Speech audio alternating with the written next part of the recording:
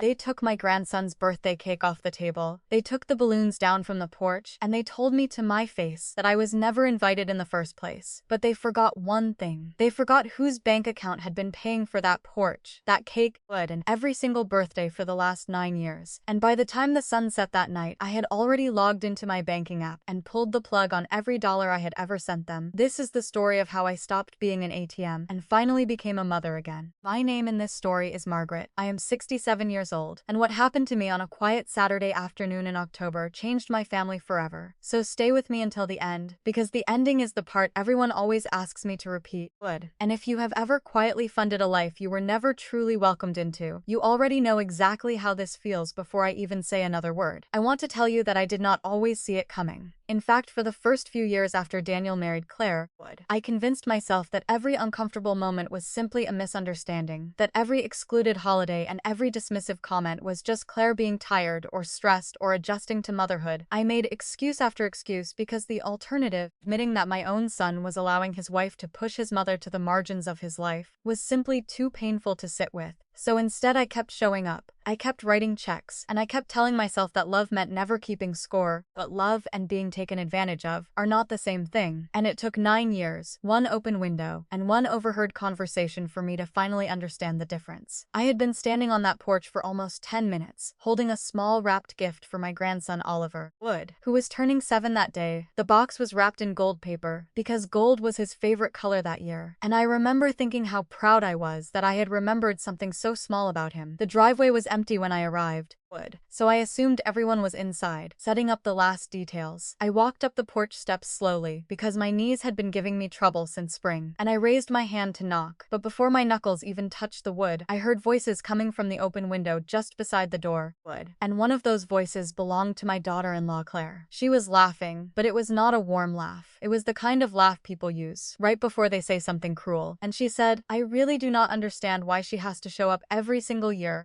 She just stands in the corner judging everything I have decorated." And then I heard my son Daniel, his voice low and unsure the way it always got. Whenever Claire was upset about something, he mumbled something I could not quite make out, and Claire cut him off immediately. She said, "Just call her right now. Tell her Oliver is sick. Tell her anything. We do not need her hovering around our friends today. We can just tell her to mail the check instead. We need that money for the new pool furniture anyway." And I stood there frozen, my hand still hovering in the air, gold wrapping paper crinkling softly under my tightening grip. Because for 9 years I had been the quiet, steady support behind that family. I had helped with the down payment on that very house. I had paid for Oliver's preschool without ever being asked twice. I had transferred money the moment Daniel so much as hinted that things were tight. And in that single moment, standing outside a house I had helped buy, listening to the woman I had welcomed into my family call me an inconvenience, I understood exactly what I had become to them.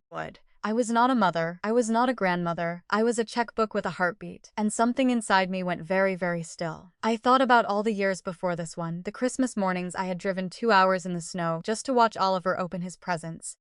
The countless Sunday dinners where I had brought the dessert and quietly washed the dishes afterward while Claire disappeared upstairs to scroll on her phone. The birthday cards I had written by hand every single year, even after Claire stopped bothering to sign her own name inside them. I thought about the wedding I had helped pay for years earlier. The caterer, the flowers, the dress that Claire had insisted had to be imported from a boutique 3 states away. And I remembered standing in the front row that day, so proud, so hopeful that I was gaining a daughter.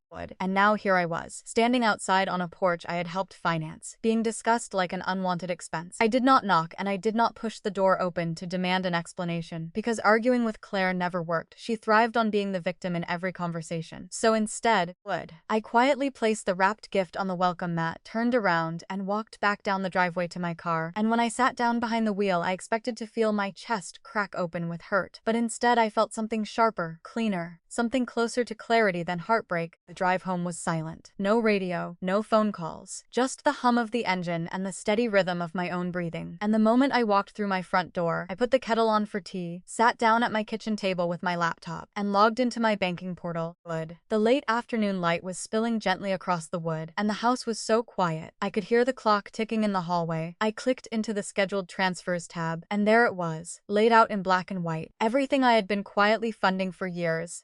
$1,100 on the first of every month labeled mortgage support, $400 on the 15th labeled Oliver's activities, and another $600 sent directly into Claire's personal account labeled household groceries. Month after month, year after year, the numbers had flowed out of my account and into theirs without so much as a thank you text. And I hovered my cursor over the very first transfer, my finger resting gently on the mouse, because a mother's instinct is always to provide, to soften every fall, to make life easier for her children, no matter the cost to herself. But somewhere along the way, providing had quietly turned into funding a comfortable lifestyle for a woman who did not even want me inside her home. So I clicked cancel, and the screen refreshed, and I moved to the next one, cancel, and the next, cancel, and just as I closed the browser window, my phone lit up on the table beside me. A text message from Claire. It read, "Hey Margaret, so sorry for the late notice, but Oliver came down with a fever. We had to cancel the party to protect the other kids. So sad. We will miss you. You can just mail his birthday check to the house. Love you." I stared at those glowing words for a long moment, because she had not even let Daniel deliver the lie himself. She had banked entirely on the fact that I would simply believe her and comply the way I always had.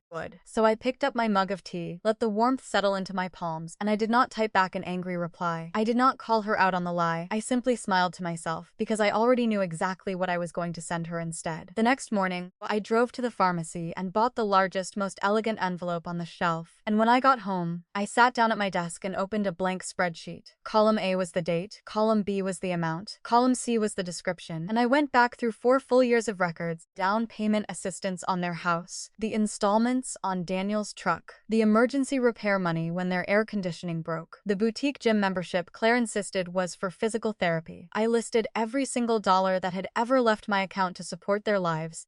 And when the printer finished, it had produced 3 neat, undeniable pages of numbers. The total at the bottom made even me pause: $142,600. And beneath that final figure, I drew a single thick red line, and underneath it, I wrote 3 words: account permanently closed. I folded the pages carefully, sealed them inside the envelope, and instead of mailing it through the post office, I drove it across town myself, because I wanted it to arrive immediately. The street outside their home was quiet, most of the neighbors still at work, and I rolled down my window just enough to slide the envelope into their mailbox and raise the little red flag. And as I glanced toward the porch, I noticed the gold-wrapped gift was gone. They had taken it inside without ever acknowledging that I had been there at all.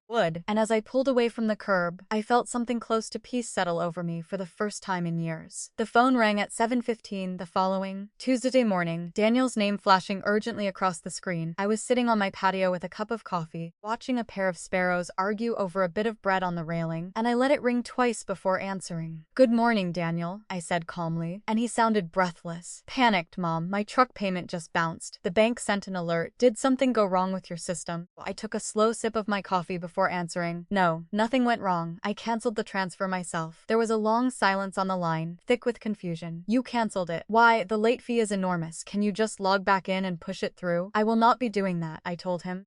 My voice steady. "I am no longer paying for your vehicles, your groceries, or your pool furniture. That chapter of my life is finished, and it is not going to reopen no matter how many alerts your bank sends you. I suggest you check your mailbox. I left something there for you and Claire yesterday." And I heard rustling, then footsteps, then Claire's voice sharp in the background asking if it was the bank. And a moment later, the unmistakable sound of paper tearing. Daniel's voice cracked as he read it aloud. "Mom, this is a list of everything you have ever given us." And then the phone was suddenly snatched away, and Claire's voice, no longer sweet, exploded through the speaker. "Margaret, what kind of sick joke is this? You cannot just cut us off with no warning. We have a lifestyle to maintain. You owe Oliver that much." "I owe Oliver love," I answered evenly.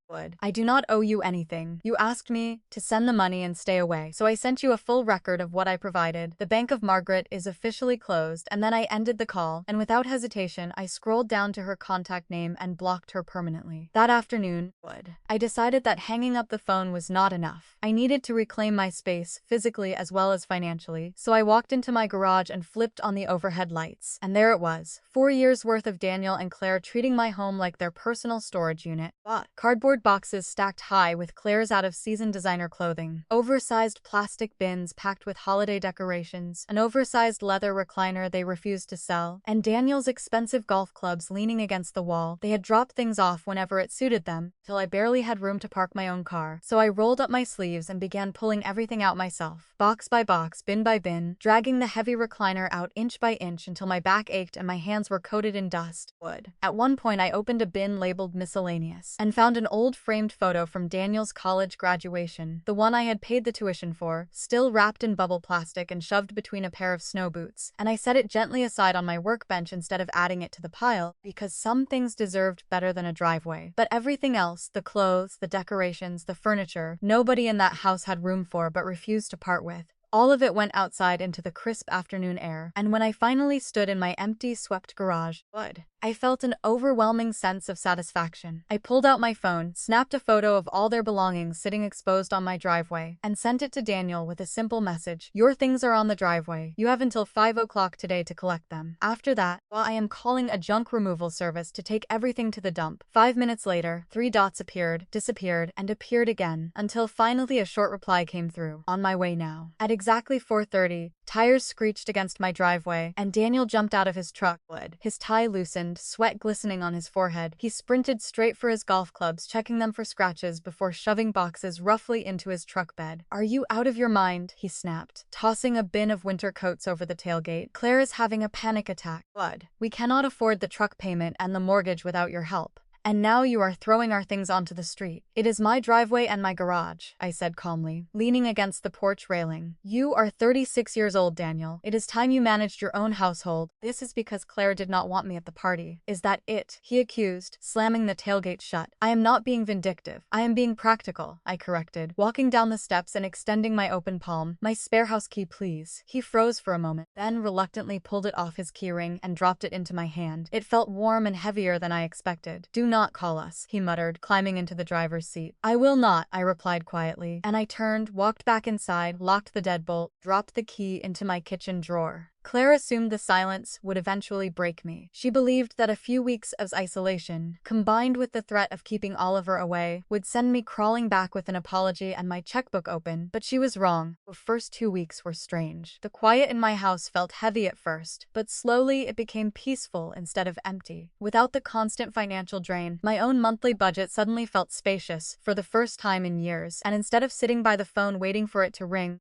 I drove down to the community center one afternoon and wandered past the bingo hall and the knitting circle until I found the small pottery studio tucked in the back annex. The instructor, a kind older woman named Ruth with clay permanently dried into the creases of her hands, handed me an apron and pointed me toward an empty wheel. The smell of wet clay and kiln heat filled the room, and for 3 afternoons a week I learned to center, shape, and glaze. I made plenty of lopsided bowls before I made anything worth keeping, but nobody in that studio ever asked me for money. Nobody expected me to babysit or fund a renovation. We simply drank weak coffee from paper cups and talked about glaze colors. There was a retired school teacher named Vivian, who sat 2 wheels down from me, and a quiet young man named Marcus, who was learning pottery to cope with a difficult divorce. And somehow, without ever discussing our personal lives in detail, the 3 of us became a strange, comfortable little circle, meeting every week not because we needed anything from one another, but simply because we enjoyed each other's company, which was a feeling I realized I had not experienced in a very long time. And slowly I began making small things, a set of mugs, a shallow dish, and eventually a tiny hand-painted ceramic bird with delicate blue wings. Ruth told me one afternoon, while I was hunched over the wheel, trying to fix a bowl that kept collapsing on itself, that clay only holds its shape once you stop fighting it, and let your hands move with it instead of against it.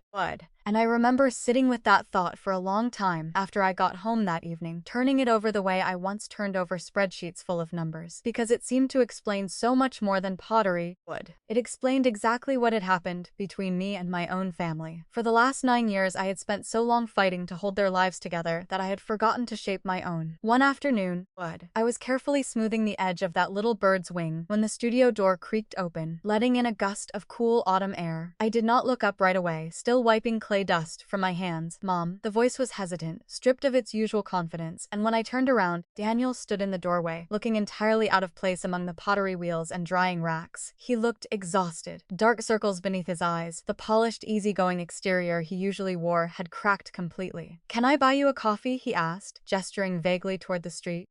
I set down my tools, wiped my hands on my apron, and nodded. We walked together to a small diner nearby, and once we were settled into a booth with 2 black coffees between us, he He wrapped his hands around his mug and stared into it for a long moment before finally admitting, "Things are tight. Wood. Claire had to pick up extra shifts at the clinic. The truck was repossessed last week. We are driving a used sedan now." I took a slow sip of my coffee and kept my expression neutral. "Adjusting to a single income is never easy," I said. He finally looked up and cleared his throat. "We actually have an idea," he said carefully. "Our basement is unfinished, but the plumbing works. We could lay down some carpet and you could move in with us. No rent required. You would just need to watch Oliver during the day while Claire works." I stared at him for a long moment, and then, to my own surprise, a genuine laugh escaped my chest, sharp and unstoppable. It echoed through the small diner, because after losing their free money, their solution was to turn me into an unpaid live-in nanny, banished to a concrete basement. Daniel's forced smile collapsed instantly, replaced by a stark, sudden realization that the mother he thought he could still manage was completely and permanently gone. "I am not a nanny," I told him, gently sliding my coffee cup aside, "and I am certainly not a basement tenant." He slumped back into the booth. "Please, Mom." "Bud, Claire is falling apart. She is angry all the time. We need help." "You needed my money, Daniel," I corrected softly. "Not me. I heard Claire through that window on Oliver's birthday, and I heard you agree with her. You built a life you could not actually afford, relying on a woman you clearly did not respect enough to defend. That was your choice to make, and now it is your choice to fix." He buried his face in his hands, rubbing his temples. "I know," he said quietly. "I am sorry. I never should have let her speak about you that way." "Would. I have known for years that it was not right, but every time I tried to bring it up, she would twist it around until somehow I was the one apologizing to her by the end of the conversation. And I told myself it was easier to just keep the peace than to keep fighting a battle I never seemed to win. But I did not want to fight with her. But everything is falling apart now." "It is not falling apart," I said gently. "It is simply resetting to reality." I stood up, slid a $5 bill onto the table for the coffee, and looked at him one last time. "I love you, Daniel. Would, and I love Oliver more than anything. But the financial support is finished. I am living my own life now." Panic flickered across his face. "So what? You are just never going to see us again." "I did not say that," I replied calmly. "If you want a relationship with your son to include me, then you will bring him to the park on Saturdays. Just the two of you. Claire stays home. If you agree to that boundary, I will be there every single week. If you do not, then I wish you both the very best." He stared down at the table for a long moment, his shoulders heavy, and finally gave a slow, defeated nod, because he finally understood that the rules had changed, and that I was the one writing them now. The park bench was cool beneath me that Saturday, but the midday sun warmed my shoulders gently. The leaves were turning brilliant shades of orange and red, drifting slowly across the walking paths, and I sat with my hands folded in my lap, watching the parking lot patiently. A small silver sedan pulled into a space, older and a little dented, and Daniel stepped out, unbuckling Oliver from the back seat. Claire was nowhere in sight. Daniel had kept his word. Oliver spotted me instantly and sprinted across the grass, his jacket unzipped. His face lit up with pure joy. "Grandma," he shouted, wrapping his arms tightly around my waist. I hugged him back just as tightly, breathing in the familiar scent of fresh air and laundry detergent. "Look at you. Getting so tall," I said, stepping back and reaching into my canvas bag. "I brought you something. I made it myself," and I placed the small ceramic bird into his open palms, its blue wings catching the afternoon light. "What?" Oliver's eyes went wide with wonder as he turned it over gently in his hands. "You made this, really? Can it go on my windowsill?" "Of course it can," I told him. "That is exactly where it belongs," and he ran off toward the pond nearby, holding it carefully with both hands. Daniel approached slowly and sat down at the far end of the bench, watching his son with a new kind of humility settled into his posture. He did not ask for money. He did not mention bills. He simply sat quietly beside me, watching Oliver play near the water. After a while,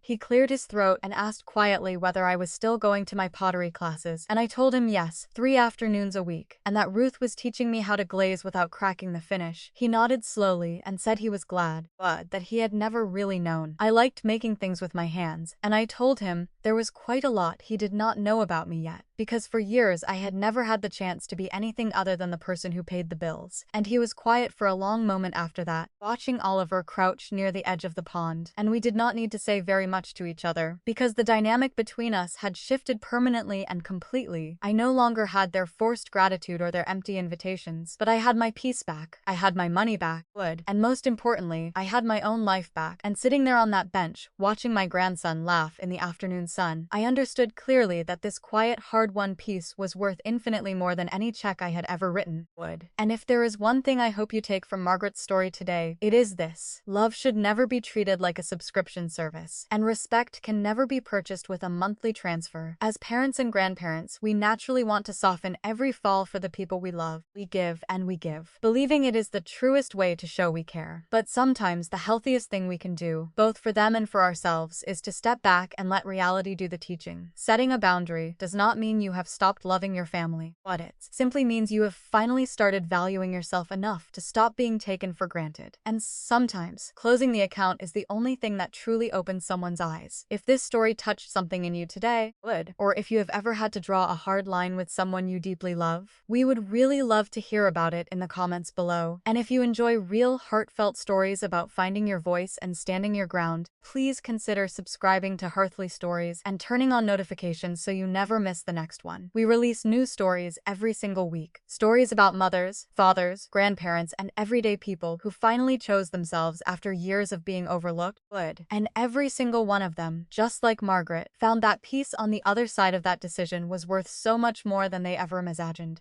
Thank you so much for listening, and we will see you in the next story.